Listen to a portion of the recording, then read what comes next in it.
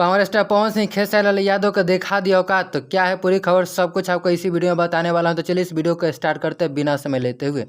जैसा कि आप सभी जानते हैं कि पावर स्टार के नाम से पवन सिंह जाने जाते हैं भोजपुरी इंडस्ट्री में। पावर स्टार पवन सिंह सभी लोग बोलते हैं। उसी तरह से खेसारी लाल यादव भी ट्रेंडिंग स्टार के नाम से जाने जाते हैं। लेकिन यहाँ पर पावर स्टार पवन सिंह ने ऐसा कुछ किया जिसको देखकर खेसारी लाल शर्म आ गए हैं और मुंह तक नहीं उठा रहे हैं किसी के सामने। तो चलिए ऐसा क्या हो गया है सब कुछ आपको दिखा रहा हूँ वीडियो के माध्यम से। तो चलिए सबसे पहले मैं आपको वीडियो दिखाता हूँ।